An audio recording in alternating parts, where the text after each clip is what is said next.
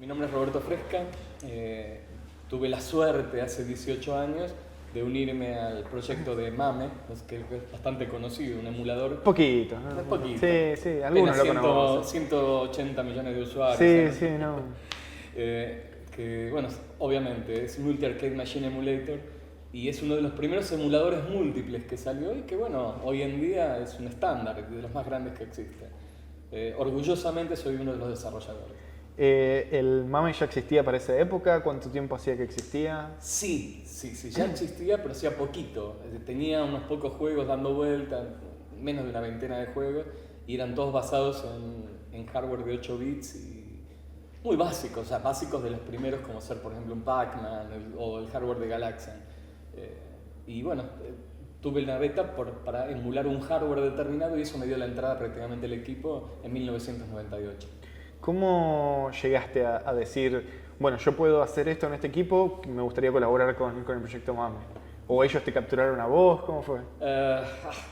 Ahí está la cosa difícil de explicar, porque por un lado yo venía, ¿cómo te podría decir? Ya detonado de haber conocido la emulación, porque no hay cosa peor para alguien que le encanta la ingeniería inversa, que por ahí que a mí que me encantaba, por ejemplo, tratar de ver qué hacía por ejemplo, un código en assembler de algún procesador o lo que fuera, seguir el código, qué escribe, qué hace, y de repente encontrarme que en un disquito de shareware de aquella época que venían en las revistas, aparezca un juego tal, por ejemplo, no sé, qué sé, por decirte así, Time Pilot, y ver que aparecía blinkeando, titilando la palabra insert coin, para mí era una cosa de decir, pará, acá hay algo raro. Así descubrí la emulación.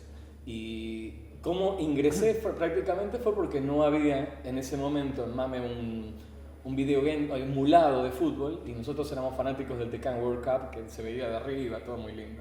Y con otra persona, justamente, tiene una historia muy loca de cómo se dio. Lo tenés que contar porque me lo contaste detrás de cámara y es demasiado genial como para que no esté.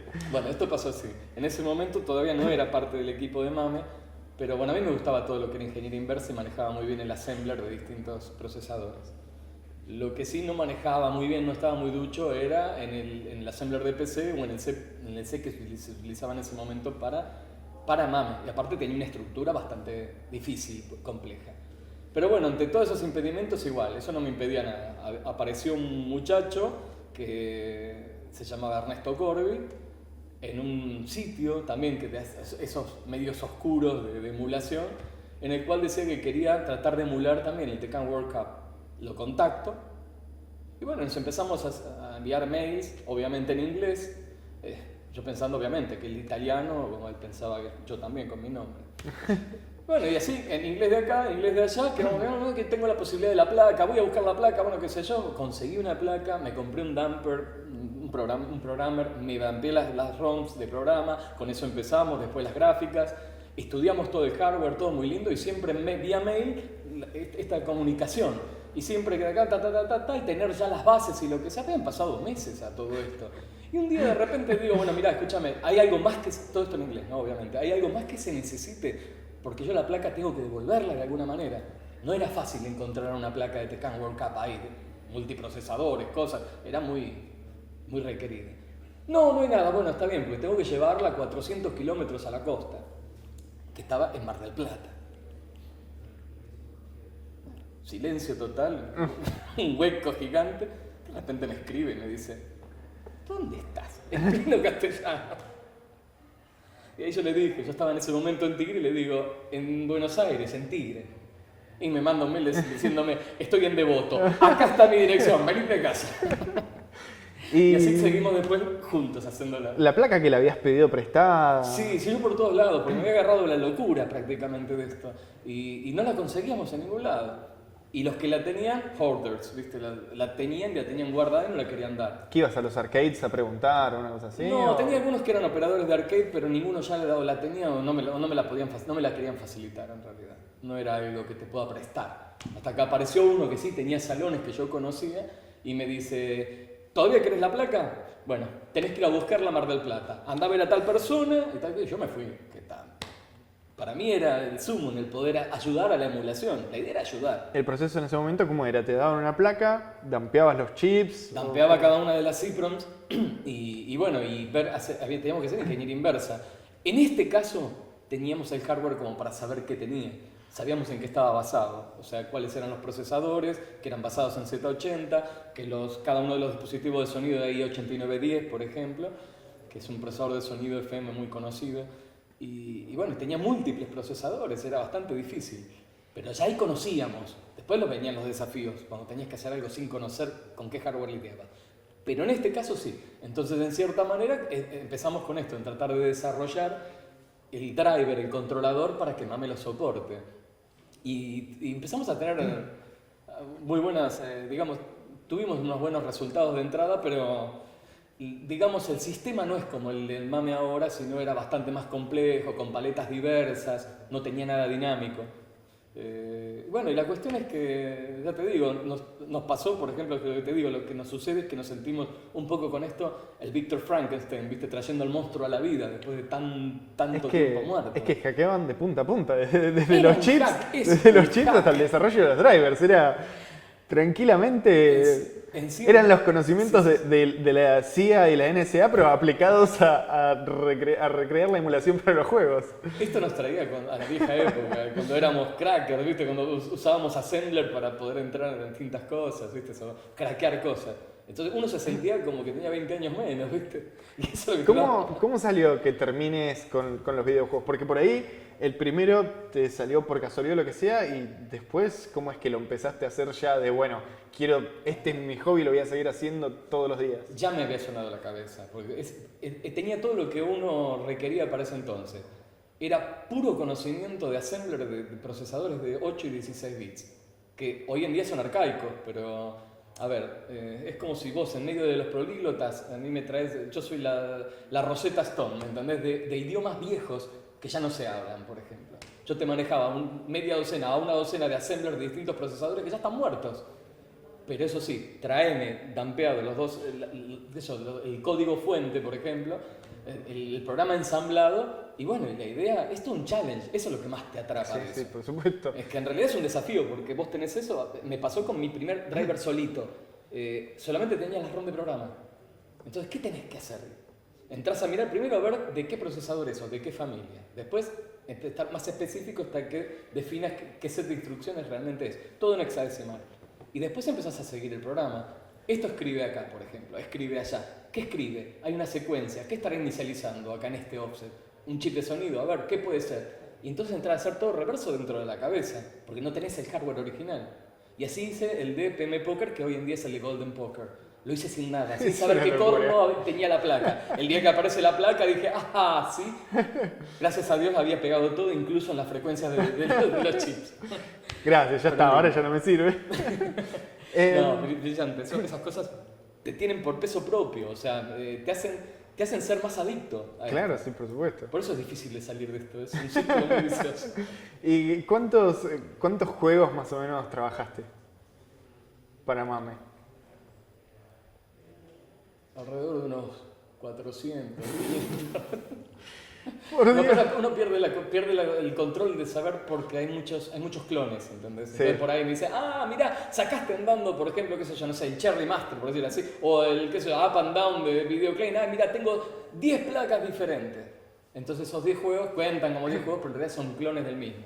O sea, no son originales del mismo, pero contando clones y, digamos, en cuántas plataformas en cierta manera es distinto a cuántos juegos en sí, ¿viste? Pero el juego sí estará en 300 y 400 y algo. ¿Y siempre todas fueron en placas de 8 y 16 bits de arcades o hiciste de otro tipo de...? Sí, no hice una para... El MAME tiene un primo que se llama MES, que es un proyecto para consolas y sistemas como ser informáticos, por decir así, las viejas computadoras. En ese momento estaban separados. Hoy en día, desde hace ya un par de años, son absorbidos por el mismo.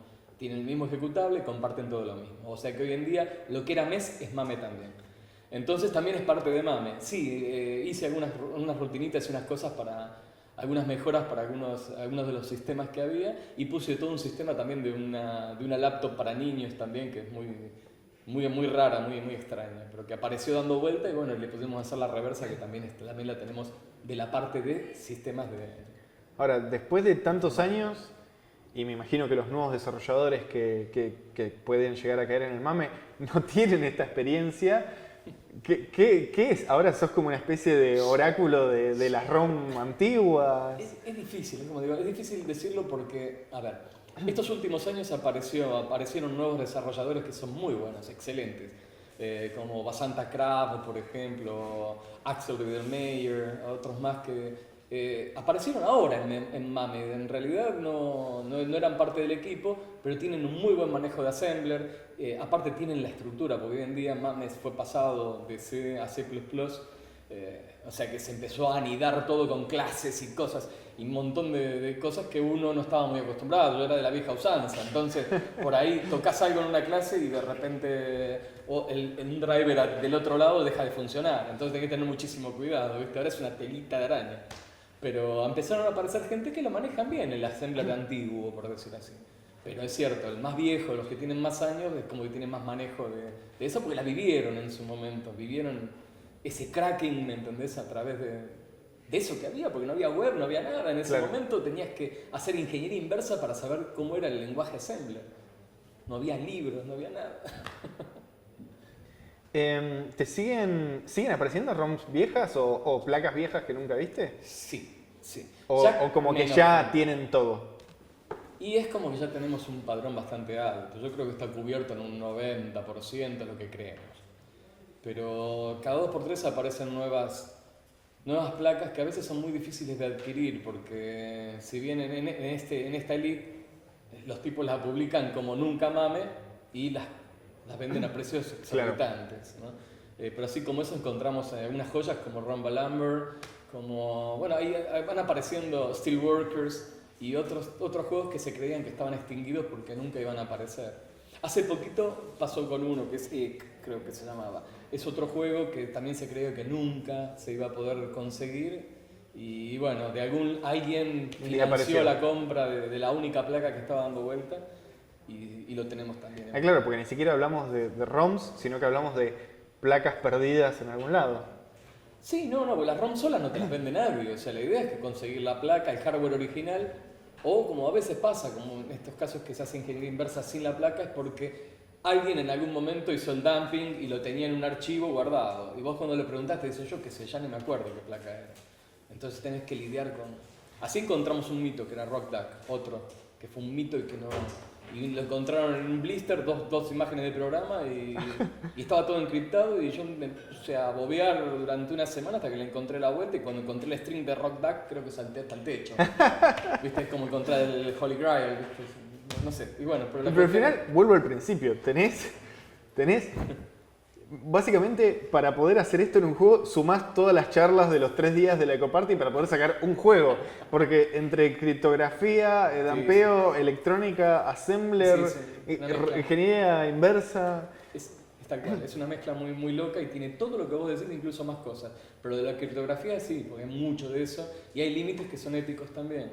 Estamos al borde de pisar uno que no sabemos bien cómo va a seguir esto, ¿me entendés? Que hay una compañía que es Gaeco, que tiene sus juegos, los de World Rally, tienen sus juegos con RAM encriptada, RAM de video encriptada, a través de un chip de Dallas, que es el FP5002, que es un chip suicida. Cada vez que vos lo querés polear o querés hacer algo, para decirle, estoy acá presente, se corta la comunicación con la batería de litio que tiene y se pierde todas las tablas que tiene, no sabes qué tiene adentro.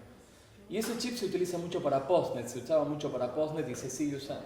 O sea que trabajar en eso estás abriendo la puerta que se puede usar para otras cosas. La desgracia es que ya tenemos quien puede conseguir los binarios internos. Pero la historia está es que es una bomba de tiempo y estamos esperando a que se cambie todo el sistema de Postnet. Sí, por supuesto. No creo que sea peligrosa, pero sí puede traer algunos problemas éticos. ¿Y se encontraron con placas de otros países? Por ejemplo, a ver, la mayoría de las placas me imagino son de Japón, Estados Unidos, pero se encontraron con juegos por ahí no necesariamente clones, sino originales, pero de placas de otros países random que no es común. Sí, hay un montón de juegos oscuros, eso es lo que más me gustan a mí. Y hay muchos que están, yo los llamo stealth, los llamé hace años atrás, que son juegos que en realidad son gaming games, son juegos de casino, por decir. No de casino, pero son juegos de apuesta en el cual se maneja dinero y que tienen un front game que es o un arcade, tipo un Space Invaders un Pac-Man o un Tetris y que a un toque de un input o alguna combinación mágica automáticamente estés jugando el juego de casino. Eso es para evitar las leyes antijuego en algunos lugares. ¿Y qué habría? ¿Una especie de casino, sala de arcade que tendría juegos que se ven como arcades, pero que lo transformaba a la noche en casino? Yo no sé tu edad, pero yo te digo, cuando yo era chico había muchos bares de barrio donde tenías el juego donde la gente colaseaba, jugaba las carreras o apostaba con los juegos. Imagínate, en un momento que están prohibidos ahí, lo mejor es que vos entres y tengas un Pac-Man, un Tetris y un Space Invaders. Y cuando se va la policía, los tipos hacen track, tocan una palanca y salen todos juegos o dedicados o con esa misma temática. Claro. Hace poquito emulé uno con la temática de Space Invaders. O sea, jugás al Space Invaders, tenés 2 coineros, o sea, dos ranuras paralelas y una tercera. Cuando usás la tercera, automáticamente se dispara con la misma gráfica, 5 bolitas y aparecen los números como si fueran cartas de póker. Y con la navecita vas disparando las que crees que desaparezcan y se cambian. Es un juego de póker disfrazado. Fantástico, sí. Bueno, con eso nos vamos a encontrar. Muy divertido. Revisarlo. ¿Primera vez en Ecoparty? ¿Ya habías venido? No, primera vez. Primera vez y fue una invitación y la verdad que les agradezco mucho porque es una cosa fantástica. Yo hace unos años estuve en Assembly en Helsinki, que es un party muy grande también. Y sinceramente me hizo acordar mucho a eso, aunque te parezca mentira. Muy... Ayer tuvimos a alguien de Finlandia que estuvo con el voto electrónico hablando, así que sí, vienen de todos lados. ¿Te vamos a ver dando alguna charla en el futuro? Y ayer me hicieron una invitación, no sé si es formal o no, pero si es, sí, yo encantadísimo. Aparte porque es un tema muy, ¿cómo te podría decir? Es muy atrapante en sí. Y yo creo que más de uno va a querer escuchar el trasfondo técnico. El problema de esto es que después te dicen, tenés 40 minutos y a las 2 horas no tenés forma de sacar a la gente. Pasa. Sí, contra la invitación yo ya aseguré de mi presencia de poder dar una charla. Bueno, vamos a ver que sea. Bienvenido, que la pases genial. Gracias. Y gracias por la invitación. No, a vos.